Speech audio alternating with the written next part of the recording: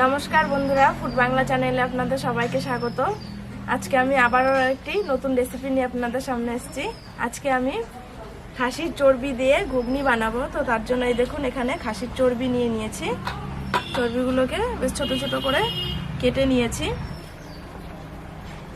তো আপনারা প্রথম থেকে শেষ পর্যন্ত ভিডিওটি দেখতে থাকুন, আমি কিভাবে খাসির চর্বি দিয়ে ঘুগনি বানাই। তো চলুন ভিডিওটি শুরু করা যাক। মটরটা সেদ্ধ করে নেব, জলটা গরম হয়ে গেছে। এখন আমি মটরগুলো দিয়ে দিচ্ছি। দিদুনকে বলকা ঢাকা দাও, রেখে দাও। পরিমাণ মতন লবণ দিয়ে দেবো। এবার ঢাকা দিয়ে রেখে দেবো সেদ্ধ হয়ে যাওয়ার জন্য।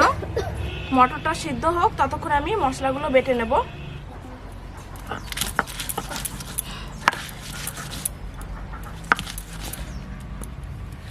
সমস্ত মশলা আমার বাটা হয়ে গেছে, এবার আমি তুলে নিচ্ছি।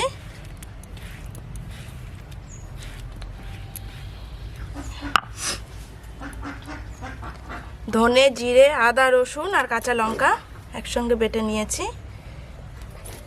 ঢাকনাটা এবার আমি তুলে দেখি মটরটা সেদ্ধ হয়েছে নাকি।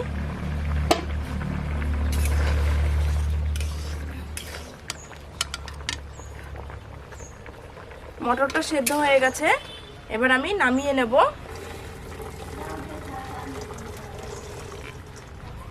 আমি একটা মশলা ভেজে নেব। তো তার জন্য এই যে শুকনো লঙ্কা একটা, এবার দিয়ে দেবো গোটা গরম মশলা, একটা তেজপাতা দিয়ে দিচ্ছি। এখন দিয়ে দিচ্ছি ধনে, সামান্য একটু মৌরি আর একটু জিরে। এবার এগুলোকে আমি একটু ভেজে নেব।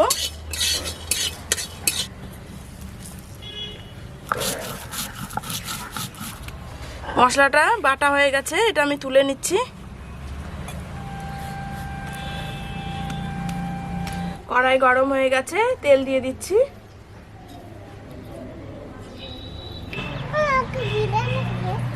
আরে না, বিরিয়ানি হবে না। এবার আমি আলুগুলো ভেজে নেব। আলুটা সামান্য একটু লবণ দিয়ে দিচ্ছি আর একটু হলুদ। আলুটাকে আমি একটু ভেজে নেব। আলুটাকে একটু ঢেকে দিচ্ছি।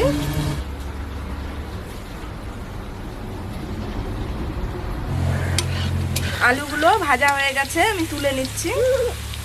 লঙ্কা দিচ্ছি, হলুদ দিয়ে দিচ্ছি, তুমি বলো না। এবার ওই তেলেই খাসির চর্বিগুলো একটু ভেজে নেব।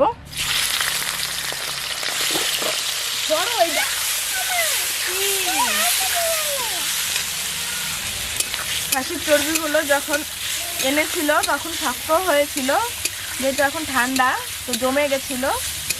একটু তেলে দেওয়ার পর আবার নরম হয়ে গেল। এই খাসির চর্বি দিয়ে ঘুগনি খেতে কিন্তু খুবই ভালো লাগে।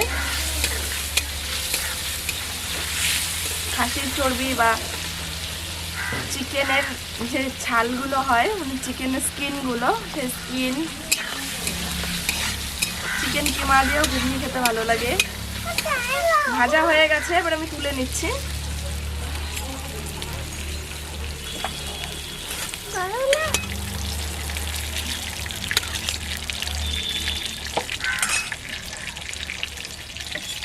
এই তেলে সামান্য একটু তেল দিয়ে দিচ্ছি। ফোড়নে দিয়ে দেবো তেজপাতা, শুকনো লঙ্কা আর গোটা জিরে।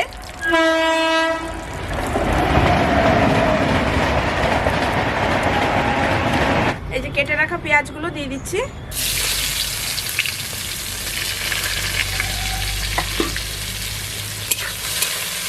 পেঁয়াজগুলো একটু ব্রাউন করে ভেজে নেব। এবার বেটে রাখা মশলাগুলো দিয়ে দিচ্ছি। সামান্য একটু জল দিয়ে দিচ্ছি, মশলাটা যাতে লেগে না যায়। এবার হলুদ দিয়ে দেবো আর একটু শুকনো লঙ্কার গুঁড়ি দেবো রঙের জন্য। সামান্য একটু লবণ দেবো, যেহেতু আলু আর মটরে লবণ দিয়েছি আমি। এবার মশলাটাকে আমি খুব ভালোভাবে কষিয়ে নেব। এই যে মশলাটা খুব ভালোভাবে কষানো হয়ে গেছে, তেল ছেড়ে দিয়েছে। এবার আমি ভেজে রাখা আলুগুলো দিয়ে দেব। আলুগুলো দিয়ে একটু নাড়াচাড়া করব, তারপরে জল দিয়ে দেব। মশলাটা কষানো হয়ে গেছে। এবার আমি মটর যে সিদ্ধ করেছিলাম সেই জলটাই দিয়ে দিচ্ছি। এই যে ঝোলটা ফুটে উঠেছে, এবার আমি মটরগুলো দিয়ে দিচ্ছি।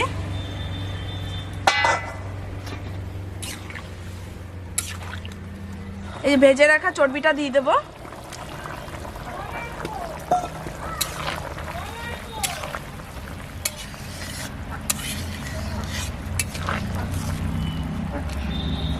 এবার ঢেকে রেখে দেবো। ঢাকনাটা খুলে দিয়েছি। এবার আমি ভেজে রাখা মশলাটা দিয়ে দেবো, দিয়ে নামিয়ে নেব।